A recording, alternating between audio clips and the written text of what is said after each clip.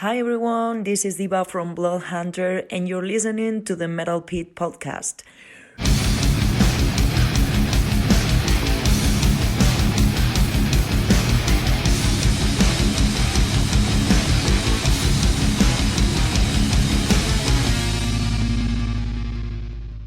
Welcome to the Metal Pit podcast, where we delve deep into the albums and bands that shaped metal. Please visit our website, The Metal Pit, at www.themetalpit.org, where you can find album reviews, interviews, and live show reviews. Also, follow us on our socials, Facebook and Instagram at The Metal Pit. And for some video interviews, video shorts, and audio versions of this podcast, visit our YouTube channel, youtube.com at the Metal Pit 666. And if you have any questions or suggestions, comments, you can email us info@themetalpit.org. And my guests today are two of my fellow writers for the Metal Pit, Jim and Staicha. How are you guys? Great. How are you doing? Good. Awesome. Thank you for picking such an awesome album for tonight.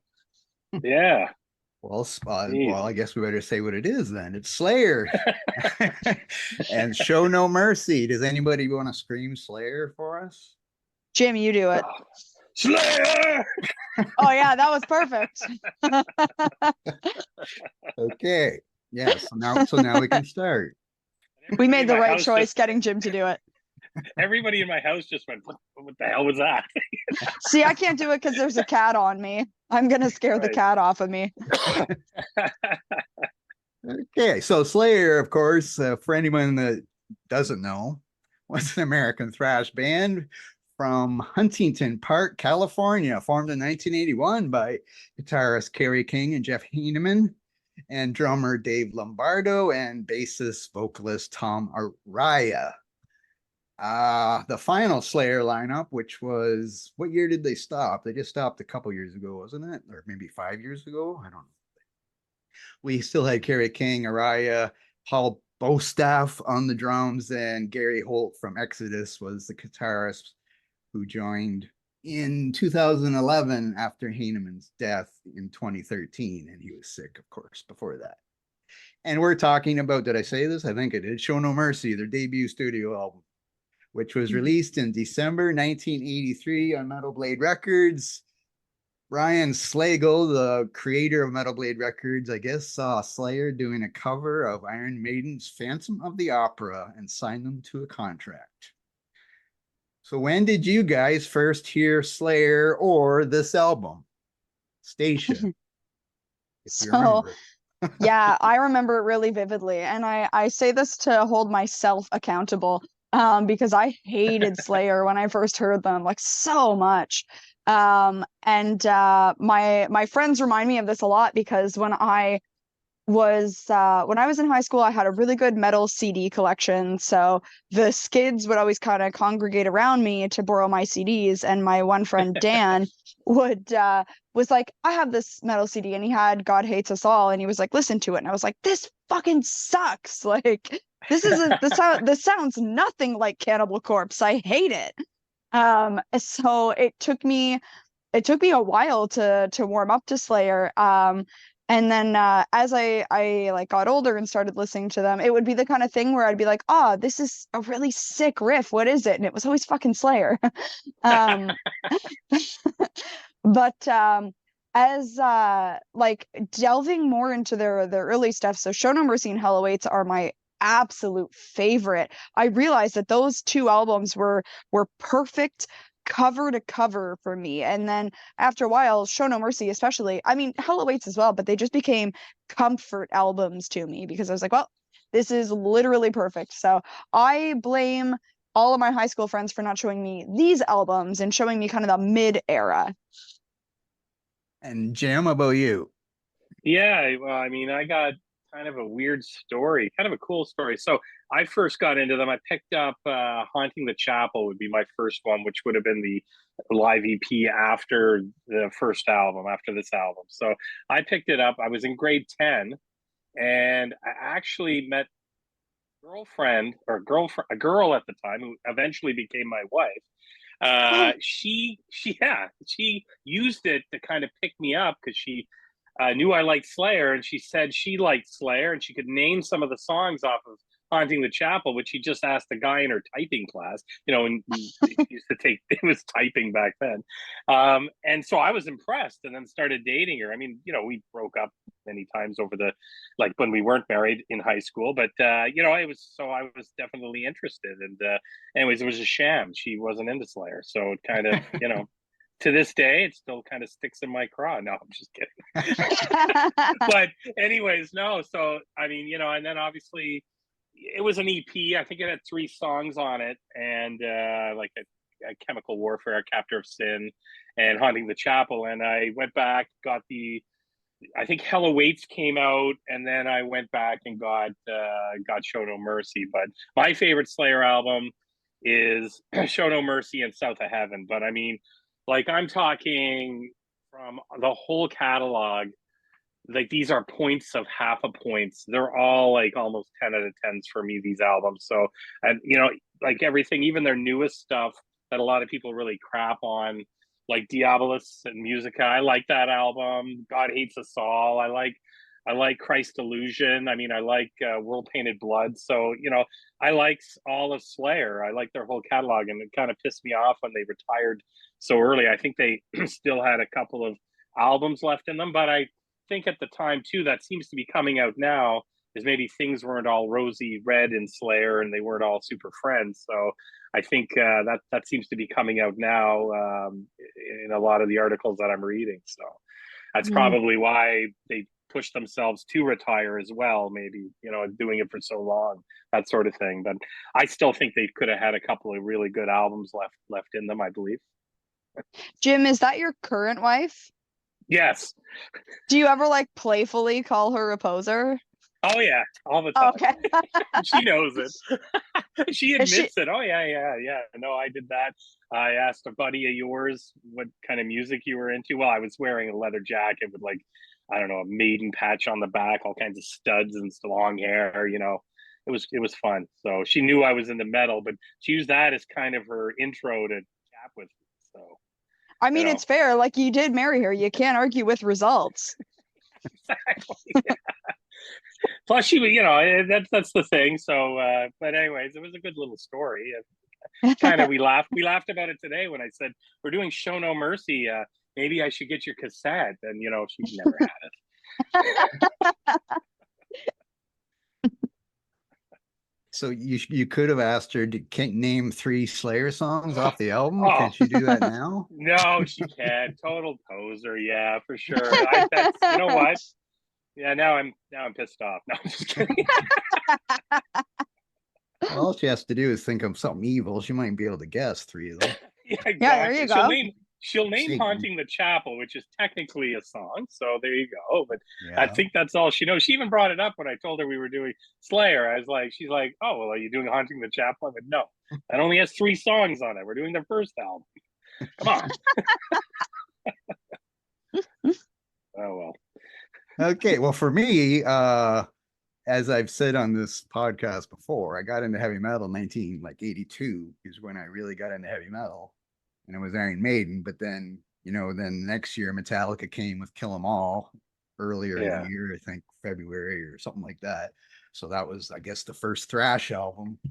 And so I got this as soon as this Show No Mercy, as soon as it came out. Now I can't remember if I just got it because they said it's thrash or they were friends with Metallica, maybe that's why I got it. Or if I heard something, I can't remember if I heard anything. Probably not, because where was I going to hear anything? Probably nowhere. So I probably just went and bought it and said, this looks scary and Satanist stuff on it, and Venom stuff on it. The lyrics seem very Venom inspired or Merciful Fate inspired. I have a lot to say about that, but I'm sure that's no surprise. Yes. Shocker. What? Shocker. That's going to be a shocker. I knew that was coming. Yeah. Staicha has something to say about Venom. But the lyrics, I mean, see, I was 17 or something, but not if it was now, I'd be 12. 17 back then in the 80s. Right. You're 12 now and you hear these songs about Satan and you think it's so cool. But of course, if you're 12 now, you've probably already heard songs about Satan. Back then it was new, right? Like you didn't hear Yeah. this stuff until you heard Venom or Merciful Fate or Slayer, or The Number of the Beast had some stuff on it, but not, like these things. Yeah. But anyway, so I was always happy to have evil stuff, to draw some pentagrams on my school books and stuff like that. Okay, so let's get to the album. So we're gonna start off with Evil Has No Boundaries. Staicha. Okay, so I love this song so much. And it's hard because I'm like, I do think it's a perfect song, but for me it always means that this album is starting. um but I also have just a super super fun fact about it. I don't know if you guys are really into like Death, the band, or Dark Angel, but Gene Hoglan is in this song. So he does like background vocals. So when they're going evil, Gene Hoglan was just there. And when they were recording it, I guess I guess it must have been the sound engineer was like, we just want a more like full sound, and Gene Hoglan was just there. So he's in there. But I always imagine, because the song is just so good and the vocals are so good and it's like so much shredding and that scream at the beginning. I'm always like, imagine like just getting this record for the first time and like Blake, like never hearing it anywhere else. And that's your first impression of Slayer. Like, I feel like I would never have listened to anything else. Yes, and Jim? Oh yeah. I mean, okay. So I'm gonna steal this is Stacia's kind of calling card, is that it starts off with a face melter. Yes. So, and I mean, I steal that all the time I even throw it in reviews and stuff now. I'm like, every time I write it, I'm like, gee, I think I might have to pay her for this. But anyway, she copyrighted it. So, but yeah, it's a face melter. I mean, that guitar intro. And you know what? This whole album is all about killer guitar intros. I mean, yes. it just, the riffs on this are so friggin' amazing. And I like the screechy kind of guitar sound. And I don't know if it's a slide or what it is, but it is wicked. And you know what? You get a really good, didn't unfortunately hear this album first. So I heard Haunting the Chapel first, and then I think I heard Hell Awaits, and then went back and got this. But like, yeah, Blake, you had a real treat here. I mean, you get to hear his vocal range, Array's vocal range on this song starts off so cool, and it's got a great chorus. And you know what, this whole album is a thrash masterpiece. And I know Metallica, I think this came out on December 3rd, so this would have come out after Metallica's Kill 'Em All. But I mean, just this is one of the four tires on the thrash car for starting out. And I mean, this album just has it all. This song has it all. And a lot of people really crap on the fact that the production was terrible. And I know, Staicha, you're with me on this, and I love the kind of the rough production. I love it. It's just so Absolutely. good on the original. Yeah, the originals is where it's at. I mean, yeah, I like the re-releases, and I know they just re-released the album for the 40th anniversary, but they there's something to be said.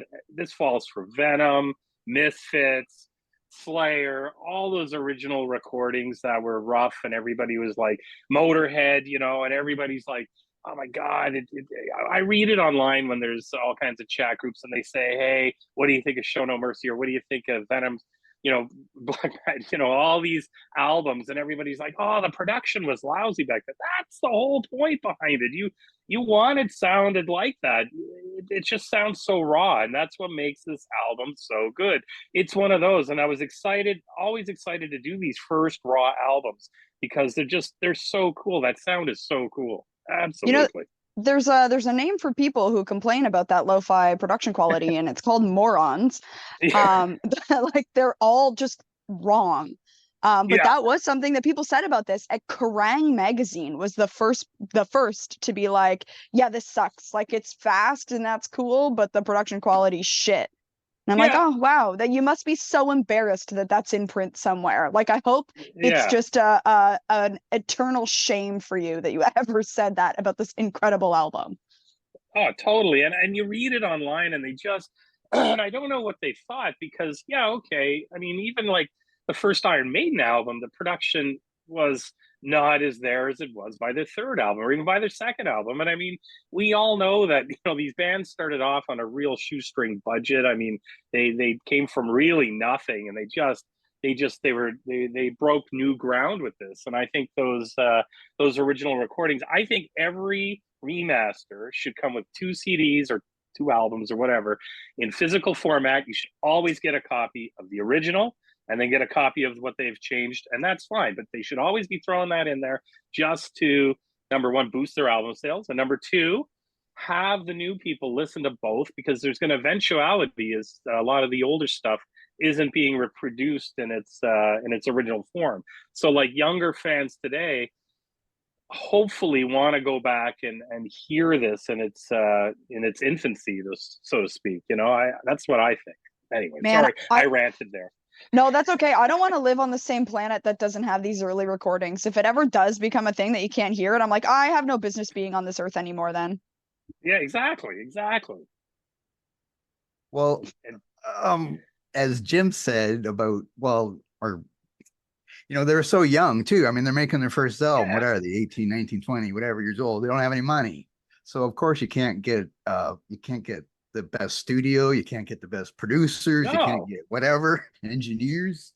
So you do what you can. So sure, the first few Venom and this and the first Iron Maiden, of course it's not going to sound like Power Slave or whatever later album, or the Black Album if you like that. But when you have money to spend on all this stuff to do. So I mean, that Tom Araya was a respiratory therapist at this time. Because so I mean, and especially the first tour, it was like they had to borrow money from Kerry King's dad, but Tom Araya was a respiratory therapist, and then he was like, I guess my salary is going into this now. Exactly. And then like Staicha mentioned about how like she heard God Hates Us All first, and then you heard Haunting the Chapel, Jim, and like I heard this first, and like I said, I had Kill 'Em All, which I also heard first. Like I put the needle on and I listened to it, and that's the first time I heard it. And then this also, so you hear that scream at the start and the killer lead or whatever. And yeah, that's the first time I've heard Slayer. I didn't hear the 6th album or whatever God Hates Us All is, or whatever. I heard the very first thing, and I don't like being old, but I guess in this case it's okay to be old because I can say it's there. It's a flex at this point, Blake. Like I would trade experiences with you. Exactly, I agree, Blake.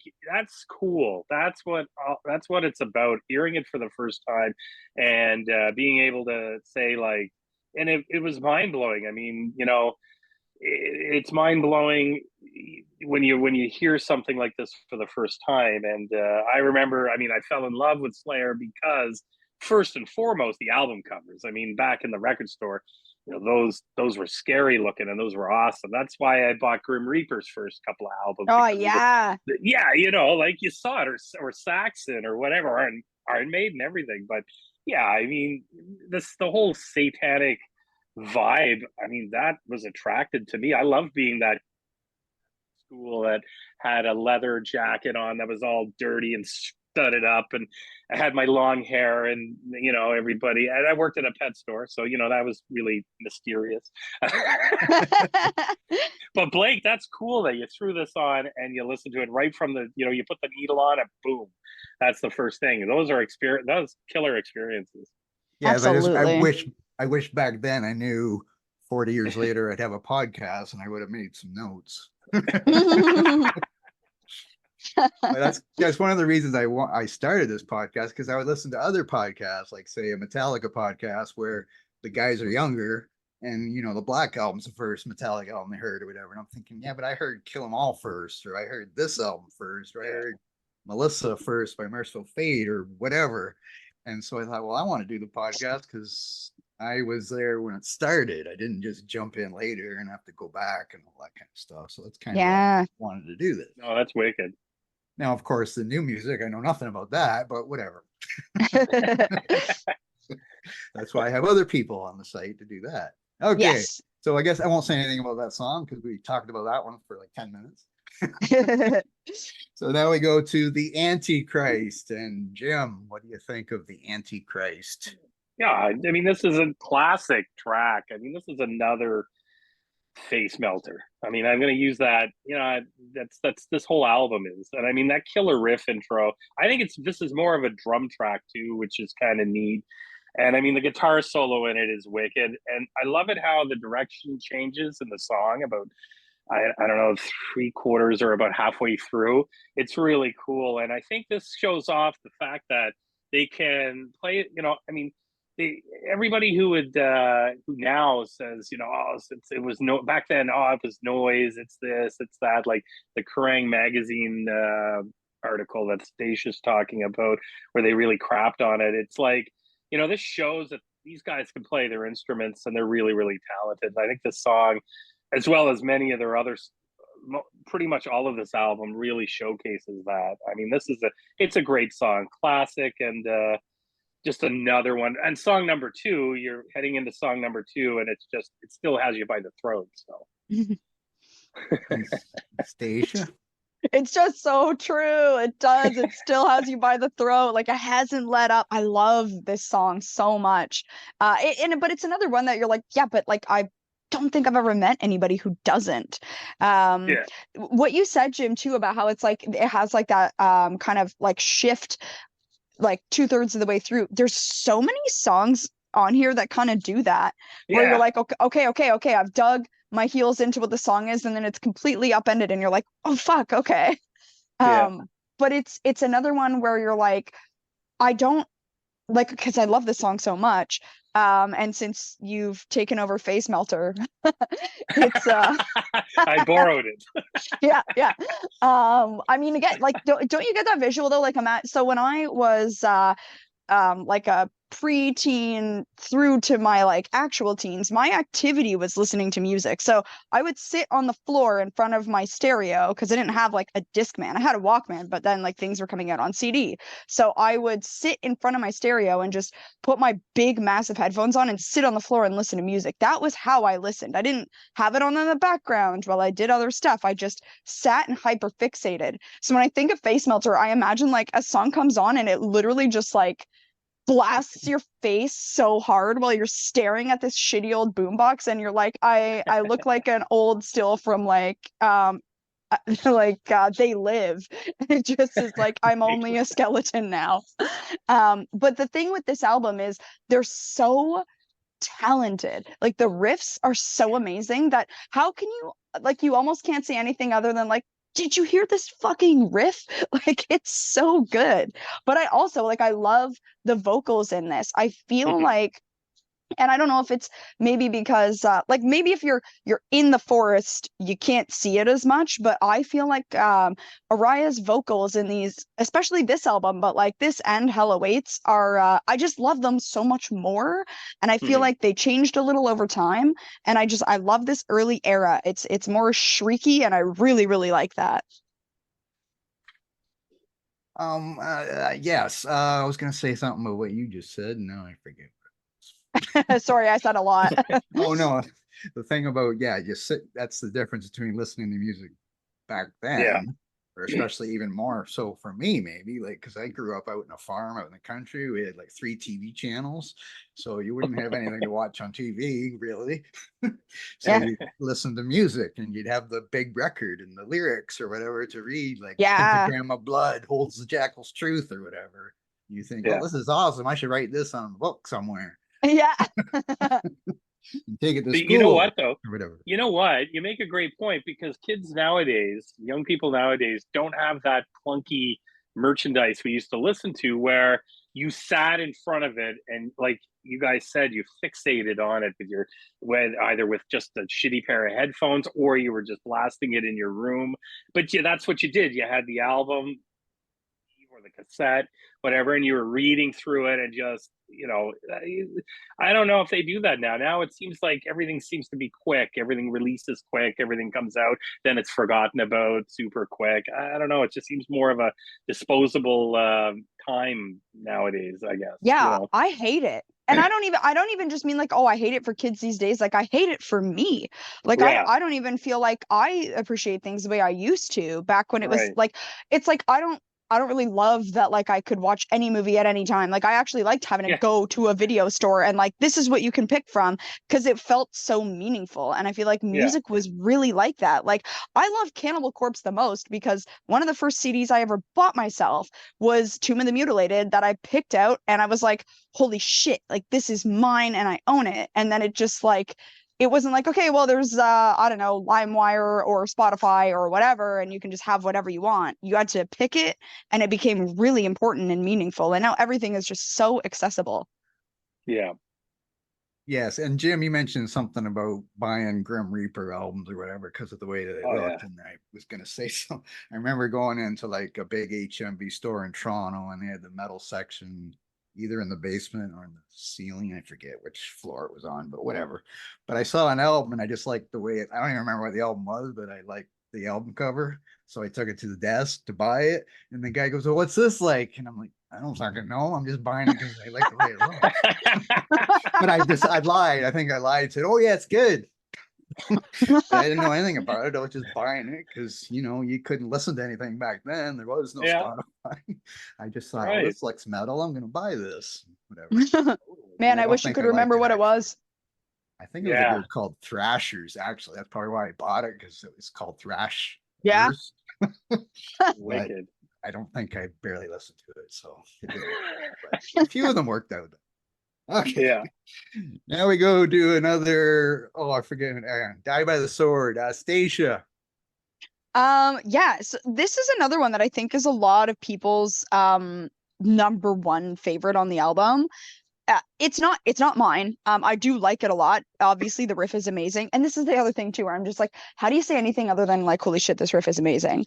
Um, but I there's like a okay, it's so funny talking about guitar, but there is a part where the riff gets kind of like chug chug chug sort of around halfway through, and I really really like that because this is Yeah. another song where you again like you dig your heels in and you're like I get it, and then it kind of like switches around on you, and then it ends with that super super strong solo. Um, so yeah, like not my number one favorite, but still just a really, really solid. It's like I can see what everyone else likes about it, and it's still one of those songs that I'm like, no, nothing on this album is a skipper. Like they're all Yeah. fantastic. And Jim. Totally agree. I mean, I wrote down the chugging sound. I mean, this is kind of a thrash masterpiece. It's not my favorite. I've got two favorites on here, but that's not it. But it's a wicked song. I mean, I like his high vocals in it too. It's kind of Yes. cool. And but it's just yeah, a lot of people. This probably is the more commercial one off this album. I would say it probably a lot of people's go to, like you say, on it. But no, and like you say, that guitar solo, phenomenal. And again, the guitars on this is just so awesome. I mean, this just another like sort of kind of paint by numbers thrash song that just is so good. It's so good. It checks all the boxes. Checks all the Hmm. boxes. And Absolutely. this and well, this is the song from this album that they've played the most live, I guess. And then Oh Black yeah, Magic. see, I'm like, this is the one that people love. Yeah. Yeah, and Black Magic they've played a lot too. Well, Yeah. that makes Or sense. not still now, I guess, but still when they played. I'm not gonna say how I rank this song since we're doing our top 10 Slayer songs, so we can find out then. Then we go to Fight Till Death. And this is I keep forgetting what Jim you call it what do you call it? Face melter. This is another face melter. Jim, what do you think of this one? Oh, this melts your face. This is a good one. I mean, that's got that another wicked guitar intro. I mean, and then it's got the really thumping, like the drums and the bass just sound really good. And on this song, you hear the bass a little bit better than a lot of the songs on this album. But I mean, it's a catchy song. I think it's got a killer beat to it. I think it's a great song. I really really like it, and it's probably one of the unsung hero songs on here, but I really like it. I don't think it probably gets a lot of love. It's probably for the casual fans, maybe a skippable track, but definitely not for me. It's a wicked song. Staicha.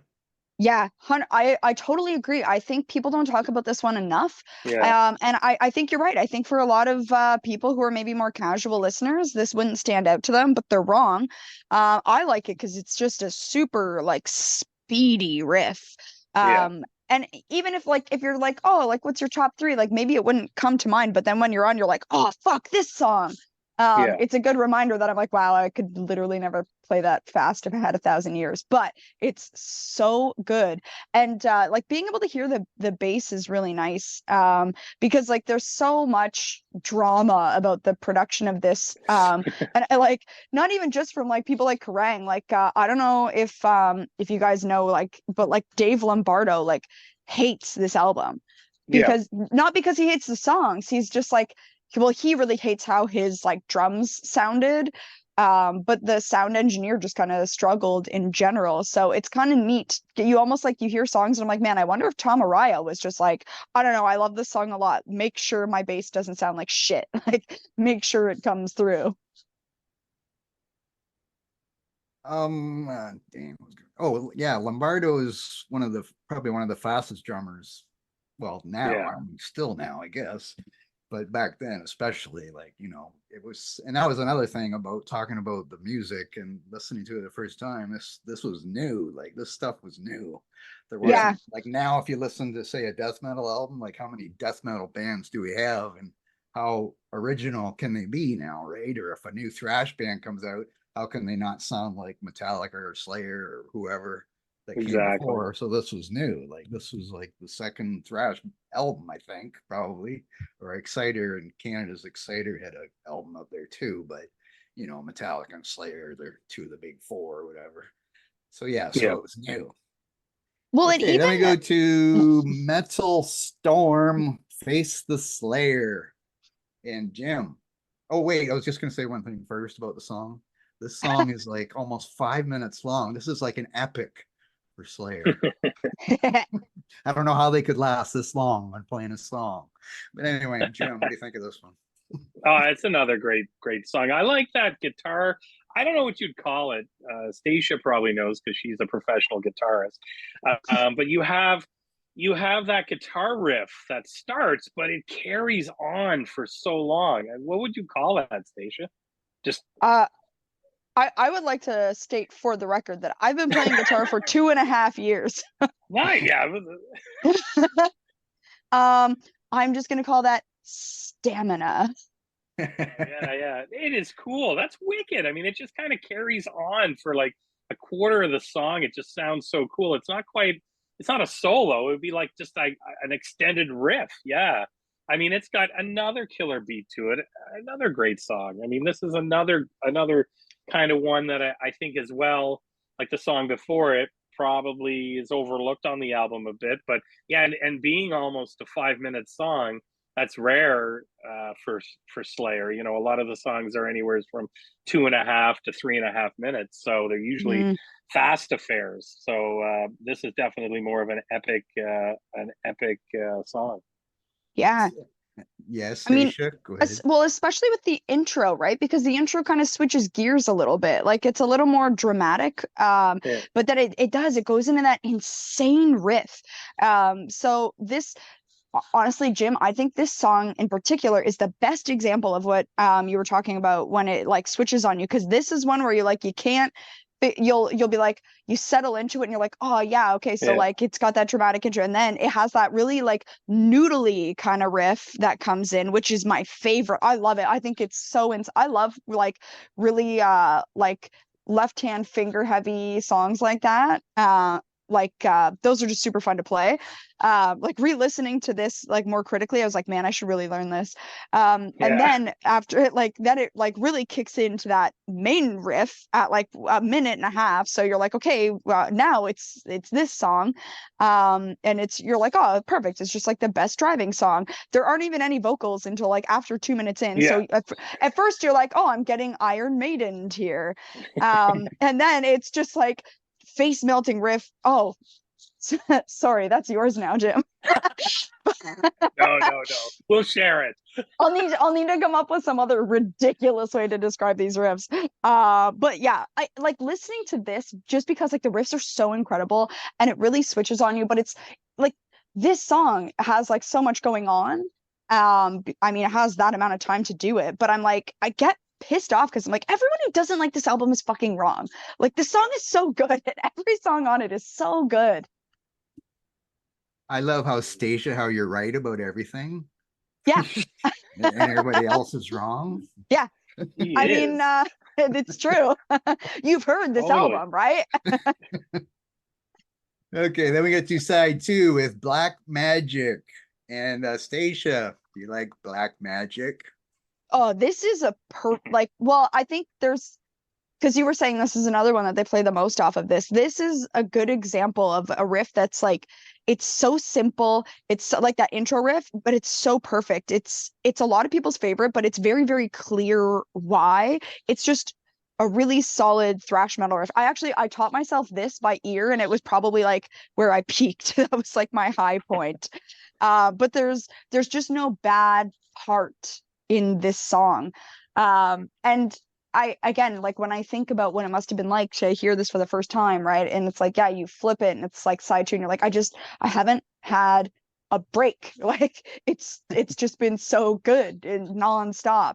And this like is a really like even if like let's say like the ones that Jim and I were talking about that like maybe they're not everybody's favorite. It's like and then you come to Black Magic and you're like, this album is amazing. Jim? Yeah, this is like my 1B. I mean, this is one of my favorites on there. It's such a good. I like the kind of guitar fade in at the start, so it kind of has like a Metal Militia from Metallica kind of vibey to it, where it's got that sort of fading, and it's really really cool how they did it. And but I mean, it's got again another killer riff. And Tom's vocal range in this song too is really kind of shows off. This would be my 1B. My 1A is coming up. So kind of I think here you're on the second side of the album, and it just seems to be gaining more and more momentum as the album goes on. So you're leaving one song and then you're heading into another one that just blows your mind. So and this is definitely one of them.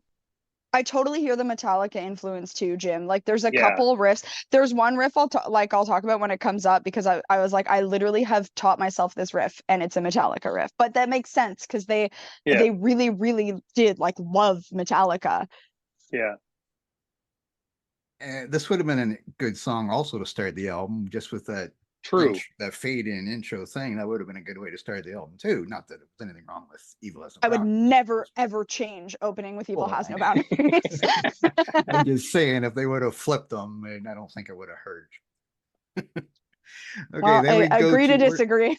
Where am I? Oh, sorry. Tormentor next? Yes, Tormentor. Yes. Jim. Okay, this is my 1A. So this is a wicked song. Yeah, this is a wicked song. And you know what? This song doesn't get enough love. This is a wicked song. That slow intro kind of sounds kind of ominous. Then it rips into the guitar riff. And I think Tom's vocals sound really fresh on this one. Like, I don't know, maybe they recorded this one the next day early in the morning or something, but it just sounds it sounds different. He sounds so fresh on it. Not that to say it didn't sound good on the other ones, just it's got a different kind of sound to it. And I it's a kick-ass song. And I mean the name of it too, Tormentor, I love it. Wasp has songs, Tormentor, and it just was the sign of the times, back then. That was definitely a mainstay. But I think this should have been more popular and should have been one of the hits off the album. Yep. That's so funny, Jim. Well, when you were like, my 1A is coming up, I'm like, oh my gosh, please let it be Tormentor. Because this is totally one of my faves on the album. And so that like slow, ominous intro, it used to not be my favorite, but only because that like those hammer-on pull-offs, like that, as soon as it like kicks in, that is my favorite. So I remember like asking to learn this song and just being like, because I really want to learn that riff. But the I had to learn the slow intro first, and I actually love playing that slow intro so much that now I love hearing it. So I was like, okay, well, now I love all of it. And that changed my mind. But I agree with you. The vocal performance is amazing. But again, I like the shrieking vocals. I also do think it's kind of a catchy song.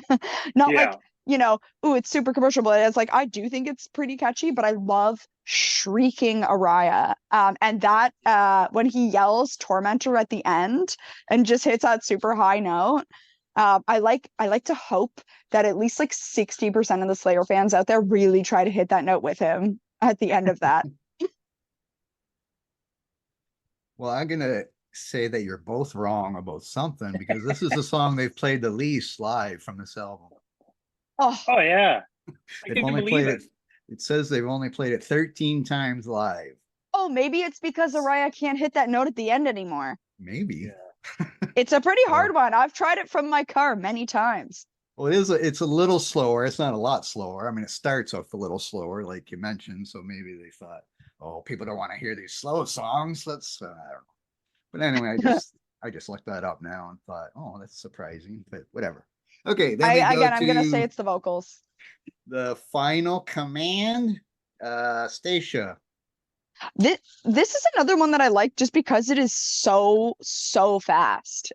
Which again for me makes it perfect.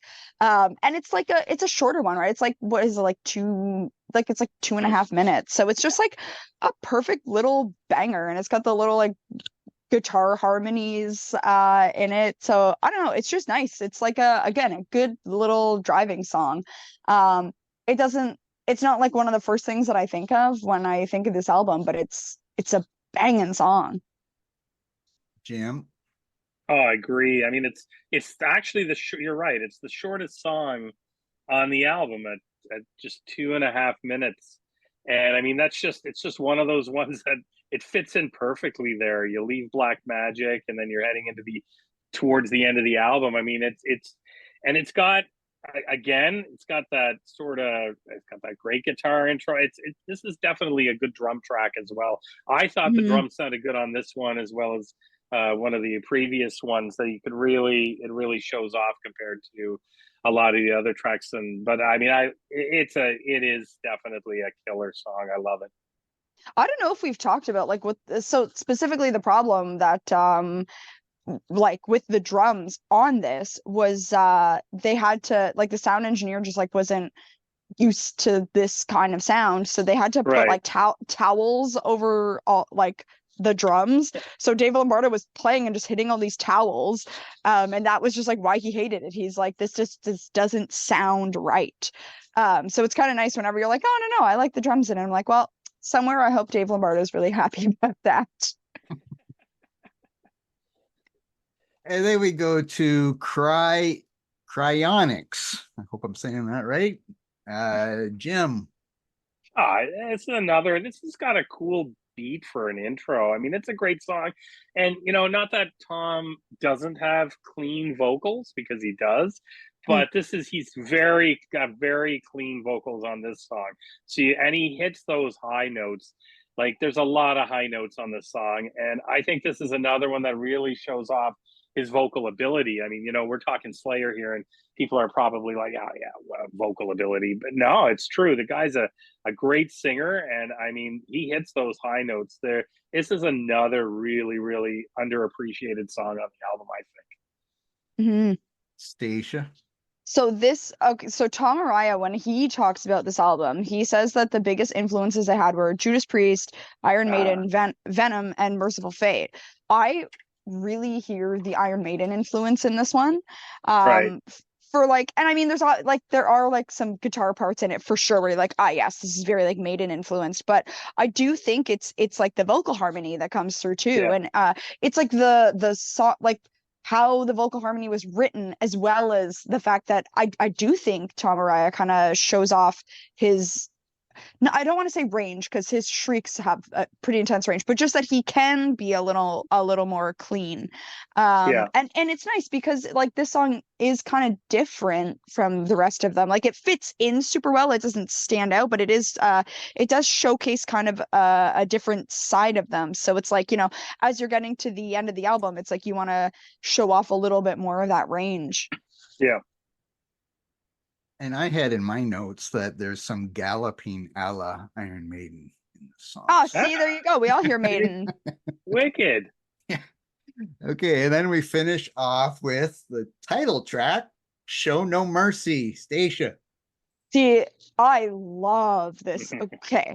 I'm gonna try to like center myself before I get just like jumbled. But like the drum intro, amazing. And I thought it was such a good change of pace. Like when you listen to this all the way through and you're like, oh yes, a sick drum intro. I wonder how it would have sounded without the towels. Yeah. But to me, this has all of the staples of like a perfect Slayer song. I mean, the riff itself isn't like super showy, but it's so good.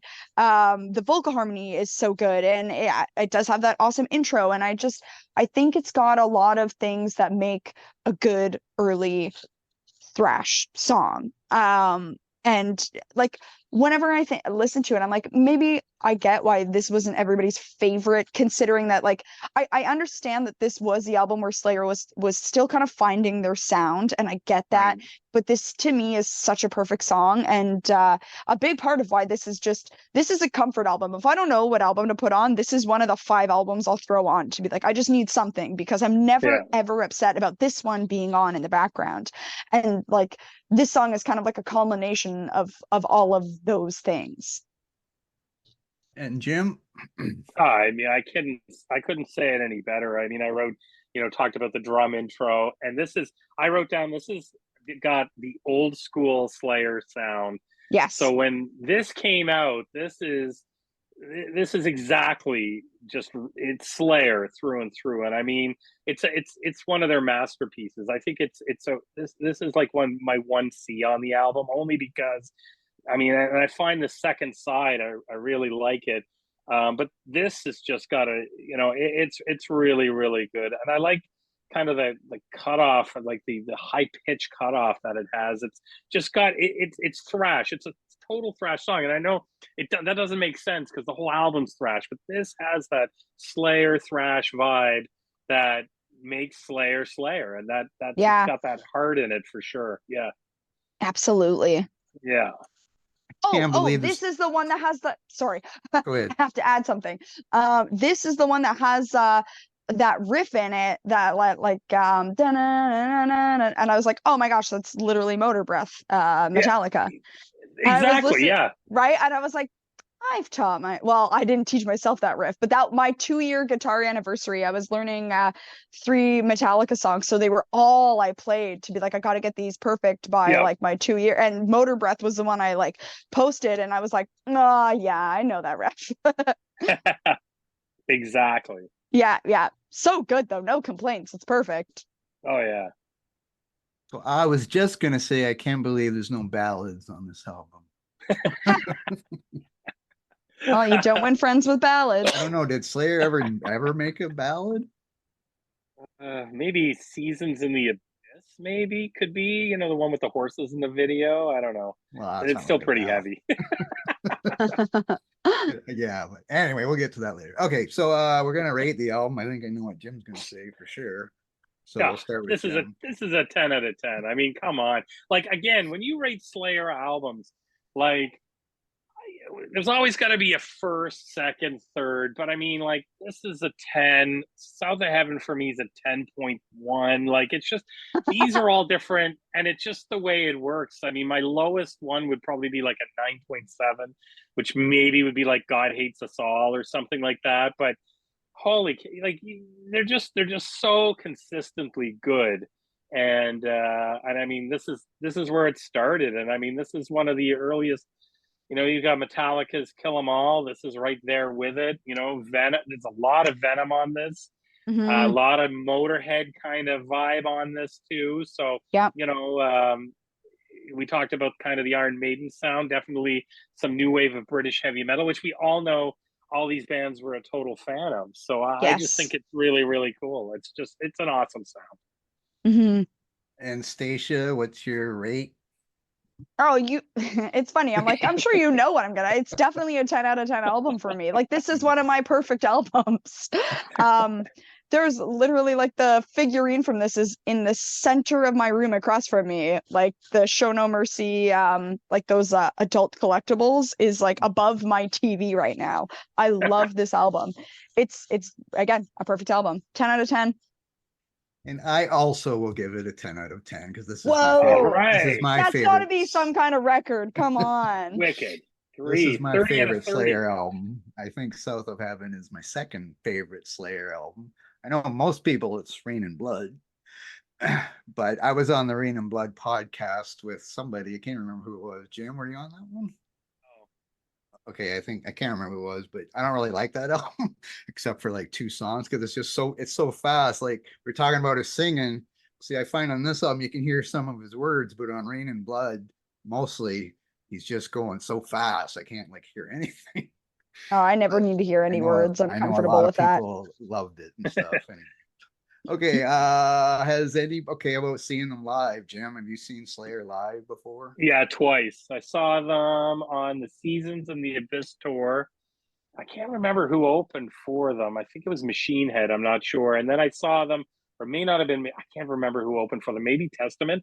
And then I saw them on I think it was the 30th anniversary of Seasons, and they did. They co-headlined with Megadeth, Whoa. Suicide Silence, and I think Machine Head was supposed to be there, but they canceled. So the Testament came along. So I think there was 4 bands. Yeah, it was really good, and it was so they co-headlined. They went on first. Slayer went on first and did the whole Seasons album plus probably 6 other tracks. And I think it was I think it might have been World Painted Blood. It was kind of the album they were touring with, but they were touring for that. And then Megadeth, which was great, was they were doing Rust in Peace.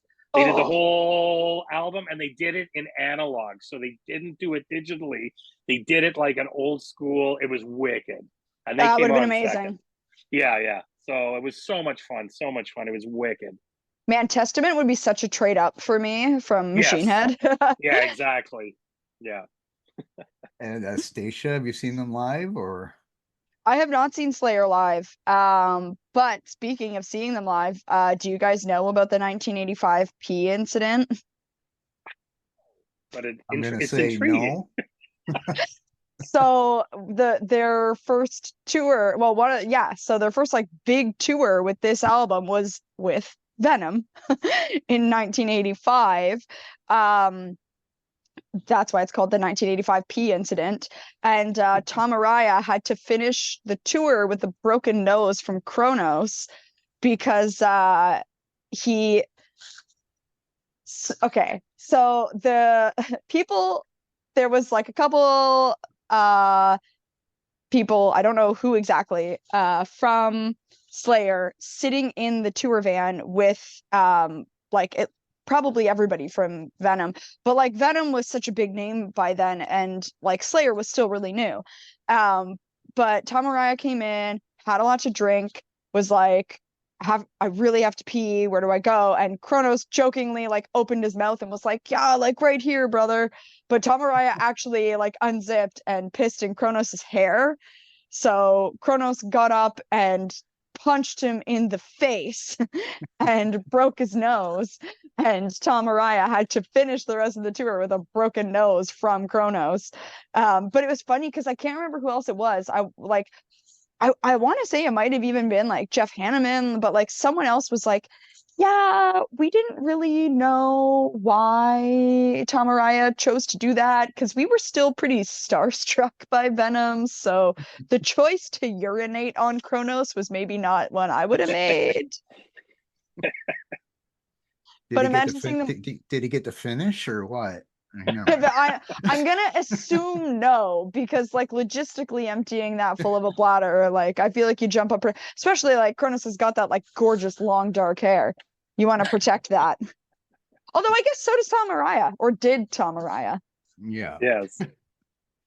Yeah, at least saw Slayer twice. I saw them on their farewell tour, whenever that Nice. was, with like Testament and Lamb of God, I think, and I think Anthrax was there too. It was a big thing there, whatever. And I saw them on their God Hates Us All tour back in 2000. Oh, I had it wrote down and I erased it. Yeah. Whatever. What was that? 2011? Well, God Hates Us All came out during 9/11. So yeah, is when it was. But that was with Pantera and Static X and Morbid Angel. So that was cool to see Pantera, the original, of course, Pantera, and Slayer together, Nice. same show. Mhm. And I've talked about that on here before because people started throwing all over the place, but whatever. I'm not getting that. Because I was in Hamilton, Ontario, actually, at Cops Coliseum, I guess, back then. Okay, and I thought I did see them open for Heaven and Hell once. I'm not sure why they would open for Heaven and Hell, but I'm vague on that, but because I thought I saw them 3 times. But anyway, that would have been a shorter set. Okay, so now we're gonna do our top 10 Slayer songs. Who wants to go first? Let's go, Jim, I guess, first. Okay, this was hard, and I'm not happy with my list. Anyways, but yeah, because I mean, you could put so many songs on here, but I wanted to try to cover as many, but then I just didn't, so it didn't matter. So, anyways, number 10, I went with Jihad from Christ Illusion. I think part of the thing is that I mean, I love this song, but also the fact that it was so everybody got their panties in a bunch over it because of the the hacked up Jesus on the cover. So it was kind of cool. It was a wicked album. So number 9, go with Mandatory Suicide. Absolute banger of a song. Love it. Number 8, I think one of their longest songs, At Dawn They Sleep. I think it's like a 6-minuter. I love that song. Love that song. Number 7, Hollowed Points off of Seasons. Another great song. Number 6, Behind the Crooked Cross from South of Heaven. Number 5, South of Heaven from South of Heaven. Number 4, Angel of Death, which is, a pretty standard Slayer song. Number 3, Dead Skin Mask. I love that song. I mean, that's one of my favorites. I just, that's a really creepy song. I love it. And then number 2 and number 1, number 2, Black Magic, and number 1, Tormentor. That's my Yeah. number 1. And I mean, like I could probably interchange the back half of this, no problem, but the top 3 are definitely top 3 for me. So Solid. yeah. Okay, Staicha, let's hear yours. Okay, mine is going to be really boring. I do not have Jim's breadth, so I apologize in advance. So at number 10, I put this just because I wanted to talk about it for like a second. But I actually put Repentless from Repentless. But like I really like it. And Wicked song. So that's their 2015 album. And I remember it was one of those things that just like Spotify played and I was like, oh, like I don't know, like I like this riff. And then it just kind of like kept appearing on lists. And I was like, this song is actually really good. And I remember even like playing it and having other people be like, oh, what is this? I'm like, dude, it's fucking like newer Slayer. And they're like, it's really good. And I was like, I know. So I was like, I have to like put that in at number 10. So number 9, Praise of Death from Hell Awaits. Number 8, Necrophobic from Rain and Blood. Number 7, Angel of Death. You can't, like, it's true. Like, that's got to be there. Number 6, Black Magic from Show No Mercy. Number 5, Tormentor, Show No Mercy. Nice. I'm sorry for this theme, but number 4 is Antichrist from Show No Mercy. Number 3 is Crypts of Eternity from Hell Awaits. I think that sounds so much like a Venom song, so I'm obsessed with it. Number 2 is Hell Awaits from Hell Awaits, and number 1 is Evil Has No Boundaries. Yeah. Nice. I told you it wasn't going to be the most breadth, but that is just my truth. Oh yeah. Well, my 10 songs are all from the first 4 albums, so Excellent. I don't feel as bad anymore. So we have a lot of repeats in here, just maybe a different order. So my number 10 is Hell Awaits. Number 9, I have Silent Scream from South of Heaven. Number 8, I Wicked got song. War Ensemble from Seasons of the Abyss. Seasons in the Abyss. What was it? Sorry, whatever. Yeah. Number 7, I got Angel of Death. Number 6, I got Mandatory Suicide. Number 5 is Nice. Black Magic. Number 4, I got Raining Blood from Rain in Blood. Number 3, I got Skeletons of Society from Seasons. Number Wicked 2, track. I got South of Heaven, the title track from South of Heaven, of course. And number 1, I got Die by the Sword. I knew it. When you're like, you I'm know not what, talking Blake? about it, I'm like, it's number 1. Crossed out the Skeletons of Society, and I put Hollow Point in, so I was wavering between those two. And then on my first list, Repentless is number 10. So just to show you, I have 2 That's lists. so funny. And I was like, oh man, I gotta make a change. I gotta do something. And so I made 2 lists this afternoon. So I went with list number 1. Oh, that's hilarious. Wow, I'm really glad that like someone else actually likes Repentless. I feel like I have to like talk people. I have to talk people into it. No, that's a great album. Well, I find for me, again, I'm older and I grew up on the early albums. So that's what I like the most. I think I listened to all the other Slayer albums. I think I probably had them all. I think I have Repentless, but I probably just didn't give it enough listens. Like there's so much stuff out there, obviously. And if I want to listen to a Slayer album, I put this one on, or I put South of Heaven on. So it's not that I don't like other albums, the newer albums. It's just that they didn't hit me as much as the stuff I heard first, right? Which is a lot of the time how it goes. And the video for Repentless is amazing. Oh, I haven't seen the video. Seen the video. Oh, you got to. It's like a mini movie. It's about a prison break. I think I have the right one. And it's like an aggressive horror movie, just very violent. It's wicked. You got to check it out. I will. I love music videos. So if it's yeah, still definitely. available, because it was pretty violent. I was surprised it was even on. But it's probably on YouTube, yes. But back then, I'm not sure if it was on MTV. Wicked. I love that stuff. Okay, so did anybody else want to talk? We've already kind of talked about other Slayer albums. You kind of talked about it during the thing, unless you want to say anything else about any of the other albums. I will say 2 more things about this album because I think they're important. Number 1, people shit on this album, but it is Metal Blade's best-selling record. Yes. So it's important to know that.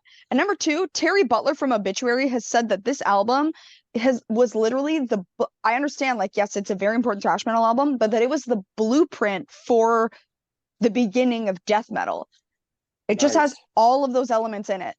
It also inspired Fenriz from Darkthrone. He was like, this is like the elements of new wave of British heavy metal and black metal that I like to fuse. Like I was inspired by Show No Mercy. Like this is just, it's such an important album. Even if people are dicks about it, they're wrong. This is such a good album. Exactly. Yeah. Of course they're wrong. Of course they're wrong. And I will just finish with Kerry King has a new band out. I guess the band is called Kerry King. And he has a new song out, which I have not listened to, but you two have. Do you want to have an opinion on it? Jim, you go first. Yeah, it's a good, there's a lot of mixed, I'm reading a lot of mixed reviews. A lot of people are kind of crapping on it, but I've read that this song, and maybe there's going to be a couple of other songs that were left over that he wrote when he was in Slayer that didn't make the final album. So, and I believe this was one of them. So everybody's kind of saying, well, first off, he surrounded himself with awesome musicians. I mean, he's got it's a great band, great vocalist. You can't go wrong. Does it sound like Slayer? Of course it sounds like Slayer. It's going to be an extension of Slayer. Like, I don't know what people want from it, so you kind of got to take it for what it's worth. I mean, like I say, there's going to be a couple of these that he had left over from that he wrote for Slayer that they didn't use. So, and he's been very open about that. I believe this was one of them. So, like, I think it's great. I think Slayer had number of, like, you don't want a band to, if their heart's not into it. And I also read a few things that there's been kind of a little bit of issues with like when Hanneman was ill and wanted to come back, and then like to do a couple of shows, and I don't know. I guess there's just some and I don't think him and Dave Lombardo parted on the greatest that I'm reading now that I didn't even know. So it's kind of sad because I kind of always remember Slayer as being Slayer, and they always seemed they decided to call it quits, and that was okay, and maybe end things kind of on a high. I got to respect that, but I always think they had some more music in them to play. And I think this is just kind of going to be an extension of that. And I have no problems with it. So fans that are looking for something that's going to be like, I don't know what people are thinking. I mean, he's the Slayer guitarist. You've got the lead singer from Death Angel. You've got this player from Machine Head. You got all this going on, and these are going to be all elements they're putting together. I mean, it is only early. I think there's 13 songs on the album, and this is from Hell. The Idle Hands is the single, and it's the first single. I don't think it's a letdown. I think it was pretty cool, and I have no issues with it whatsoever. And I just don't understand what fans are looking for. Are they looking for, I don't know, them to sound like Ghost? I don't know. And it's like, well, what do you expect them to sound like? It's Kerry King, and everybody's like, it's the same. Well, yeah, it's supposed to be Slayerish. I mean, this is what it's all about. So I'll promote the hell out of it any way I can. I think it's great. I hope the other 12 songs are as good or better than this, and I think it's a great song. I give the song a solid 8 out of 10. I mean, I've probably listened to it 50 times since it was released. So. And Staicha, you want to add to that? Jim, that's so funny because I was like, I feel like Jim's probably just going to talk about whether or not he likes it, and I'm going to bitch about the fan base. But that's why I wanted you to go first. So because what I said, like when I was talking to my partner about this, was it would be like, first of all, Kerry King's a career musician. Like, I feel like it's really easy to have an opinion when it's like, yeah, because you play music in your garage and you can do whatever the fuck you want. And this person's livelihood is riding on this. Right. But also, what I said is, it would be like if so for anybody listening with no context, I own a restaurant called the Hardy Hooligan. So I said, if I sold the Hardy Hooligan, let's say, but then I went and opened another bakery and they're like, oh, like, these baked goods taste like the ones at Hooligan. It's like, well, yeah, because I fucking made them. Because like I'm still the one inventing the recipes, and like I'm still the same human like behind it. Yeah. So it's like you're basically accusing Kerry King of sounding like Kerry King. Like how dare you? And like that's the issue. Is like, first of all, this person is trying to like, and it doesn't matter because if it didn't sound like Slayer, they would bitch about that. So exactly. Like no matter what, you can't win. People need to shut up. And that's it. Everybody is gonna use their voice on the internet to be an asshole one way or the other. Yeah, it's a great analogy. Yeah. A great analogy. You open up another restaurant, it's gonna be like, yeah, exactly. Yeah. You're 100% right. It's like I'm the same person. Yes. Like I'm the guy behind it. Still, like it's still gonna taste like it was made by Staicha Kid. Like that's gonna be what it is. And I love the fact you said that, like, his livelihood depends on this. You're right. It's not just somebody like a hobbyist here. This guy, he's not doing it for our whims. Like, like, oh, well, we want this. You should have done this. You should have done this. Yeah, of course. But, I got to give Slayer credit for for finishing when they did. Okay, fair enough. If they put out another album and it bombed, it was just terrible. Maybe, I don't know. I can't see it, but, that's just the fan in me who wants it to live on, and I'd like to see them again live, and I wanted to just kind of keep going with it. I don't want good things to ever end, but it comes to an end, and I got to respect them for that. But Kerry King to kind of go out on his own, decide he wants to do this, and then people say, well, it sounds like Slayer, and then now they're saying, well, it sounds like old school Slayer, and then some people are saying, well, it sounds like newer school Slayer. Well, like, Jesus, what do you want here? Like, it's gonna sound like Slayer. That's like, what's the problem? You guys don't like Slayer? Yeah, exactly. Like, come on, we want more Slayer. We want more Slayer sounding like Slayer. I mean, if Metallica decided to put out on their last album, I don't know, they had like 18 songs on it or whatever. It was way too long. If they wanted to put out 5 songs of the new crap they do, and then put out exact replica of Kill 'Em All or Ride the Lightning, I'm okay with it. I'm sorry.